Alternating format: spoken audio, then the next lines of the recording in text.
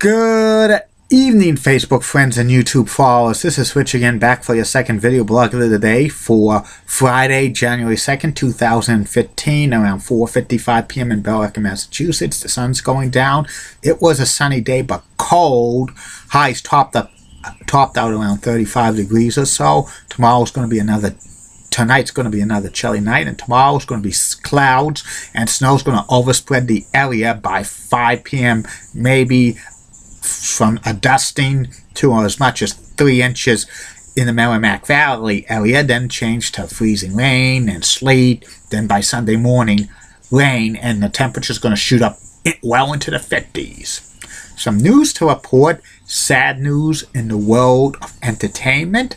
Actress Donna Douglas, known for her role as Ellie Mae Clampett on the classic TV series The Beverly Hillbillies, has passed away at the age of 81. That's sad. And that's about it on the news. My next subject is about one of the missed opportunities the WWE had in 1992, but did not capitalize on it. I'm talking about a WrestleMania 8 main event between Hulk the Immortal, Hulk Hogan, against Nature Boy Ric Flair. This angle was stopped at midstream.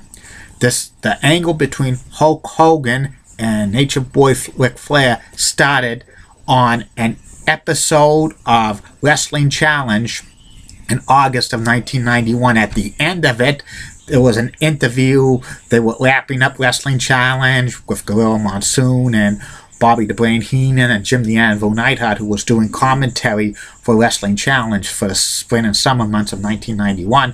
And Gorilla Monsoon was interviewing Bobby the Brain Heenan, who was carrying the big gold belt, the NWA or / WCW belt, and Gorilla Monsoon says, Bobby the Brain Heenan says, this is the real World Championship, but Gorilla Monsoon says, I know what Hogan's belt looks like, and he was talking about this wrestler I'm talking about holds this world title. He's under contract with another organization, but soon he might be coming to the World Wrestling Federation, and he's a long-time personal close friend of mine. Who does this person have the name?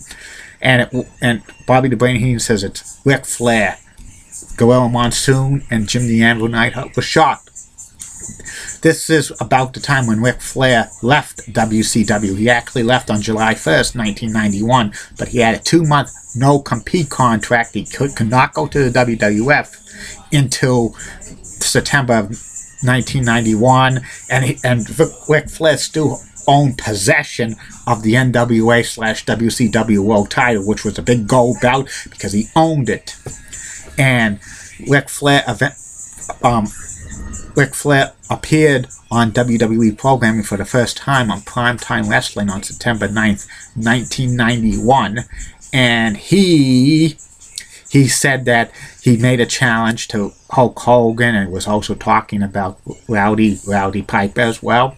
When I saw that interview with Ric Flair on WWE television, I knew I had a feeling that the WrestleMania 8 main event was going to be Hulk Hogan against Ric Flair for the WWE World Championship, and they were having it at the Hoosier Dome / RCA Dome in Indianapolis, Indiana. That was the plan when the moment that interview on Wrestling Challenge happened.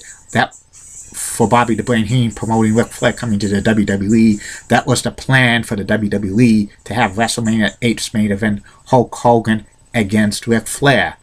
And then a couple weeks later, on the funeral parlor, Ric Flair and Bobby the Brain Heenan appear with Paul Bearer, and Ric Flair had a great interview saying about Hulk Hogan, while you were making movies in Hollywood, Thunder Lips, I was winning world titles. Thunder Lips was the role that Hulk Hogan played in Rocky III.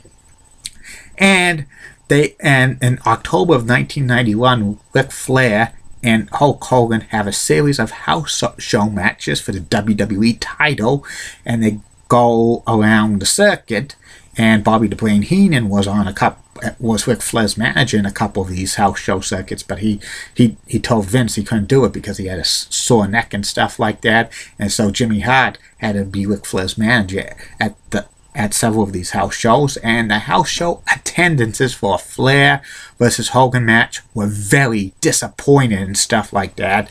I don't know why, because Hogan and Ric Flair were the two top wrestlers in the world in the 1980s, and this was a dream match that everybody wanted to see, even the fans wanted to see, but the house show attendance for these matches with Flair and Hogan were awful.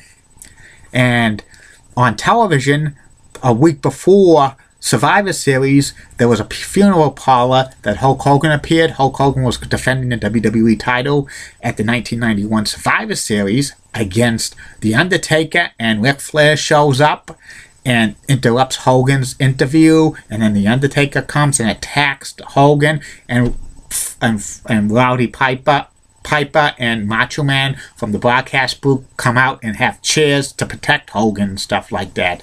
And at Survivor Series 1991, Hogan faces off against The Undertaker for the WWE World title.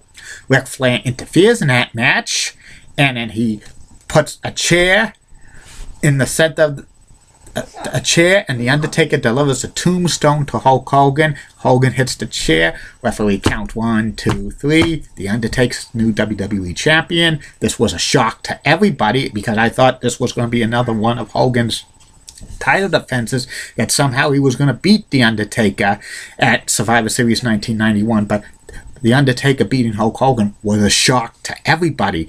And that's how the fans were shocked. They were cheering The Undertaker. That was one of the reasons why then a few months later they turned The Undertaker face, because he was so awesome. He was so awesome. Even though he was a heel, a lot of fans were cheering him. But that's another story for another day. And then WWE President Jack Tunney orders a rematch between Hogan and The Undertaker 6 days later at a pay-per-view called This Tuesdays in Texas.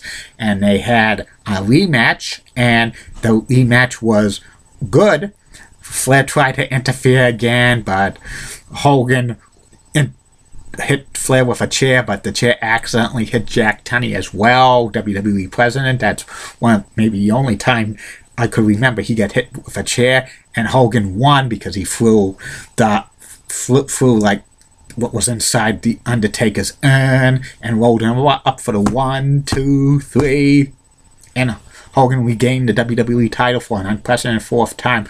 But the next weekend on WWE program, Jack Tunney said, because of the controversy of how the match ended, that he says the referee's decisions are always final, but he stripped Hogan of the title, and he put up the WWE title at the 30-man Royal Rumble at the pay-per-view 1992, and this was a jam-packed Royal Rumble. It was one of the stacked Royal Rumbles of all time.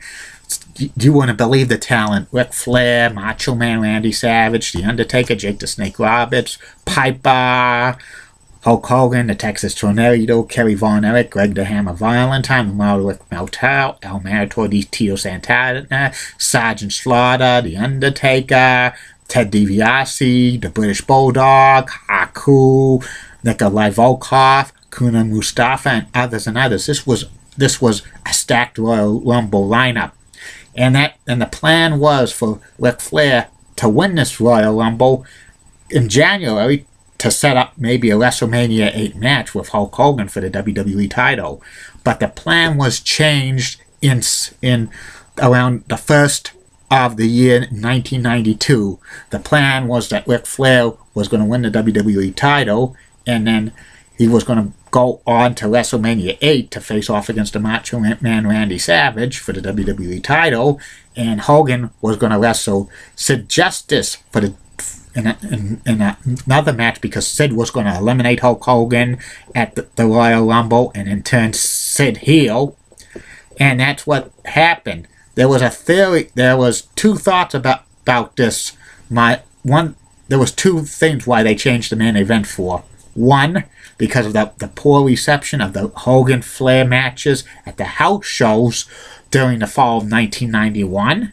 And second of all, this is when the time when the beginnings of the steroid scandal started in the WWE, where a lot of former WWE superstars, including Dr. David Schultz, superstar Billy Graham, Billy Jack Haynes, and a few others, have accused Hulk Hogan of taking steroids. Hogan firmly denied it at this point. He even went on the Arsenio Host show saying that he did not take steroids, period. He wasn't a steroid user or abuser. But Hogan was lying. But that's another story for another day. And I think Vince McMahon did not want to have that kind of publicity surrounding WrestleMania 8 with Hogan with the steroid stuff. So I think maybe he changed the main event for a backlash of that. And Hogan probably was a little mad about that. And then I think a few weeks later he decided to make another movie, which turned out to be Mr. Nanny. So he needed the time off after WrestleMania 8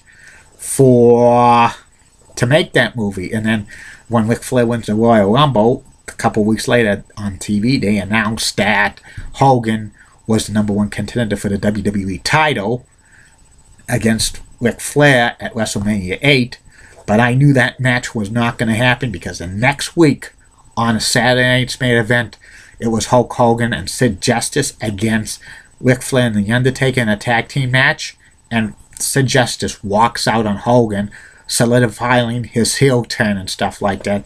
I knew that Hogan Flair was not going to happen the minute that press conference happened, because I knew somehow that Sid would interfere. There would be a change of plans and stuff like that. What I thought about the missed opportunity for Hogan versus Flair at WrestleMania 8, this main event that never happened cost WWE millions, in my opinion, because this was the dream WrestleMania match of a lifetime. Hulk Hogan against Ric Flair at WrestleMania 8. It would have set box office records and pay-per-view buys for the WWE at that point in 1992. Everybody wanted to see Hulk Hogan against Ric Flair for the WWE title. I think the original plan all along was Hulk Hogan was going to be the champion at WrestleMania 8. That was the plan when they started this angle out in late summer of 1991, that Hulk Hogan was going to be a champion through WrestleMania 8. He was going to face off against Ric Flair, and Ric Flair was going to win the WWE title at WrestleMania 8. But when when The Undertaker won the WWE title at Survivor Series and then lost it to Hogan 6 days later, the WWE panicked and had a change of plans and stuff like that. And once the accusations of Hogan with steroids and stuff, I think Vince had to bail out. He didn't want to have a negative thing for WrestleMania 8, so that's why he probably changed the main event. That thing with changing the main event at WrestleMania 8 was disappointed to many fans, and probably a missed opportunity for the WWE to capitalize on the two biggest wrestling stars in the 1980s, Hulk Hogan and Ric Flair. That was a dream WrestleMania main event, and we never got to see it, and that's a missed opportunity for the WWE. But those things happen and stuff like that. In future editions, I'll talk about the steroid scandal that led to Vince McMahon being indicted and almost killing the WWE completely. That's another story for another day. I'll do it maybe in a few more months. Who knows? Well, I'll be back later in the third and final video block of the night, which will be about Brewers play-by-play announcer on FSN Wisconsin and Turner Sports announcer Brian Anderson, whose star is growing. See you later, Facebook friends and YouTube followers. Bye now.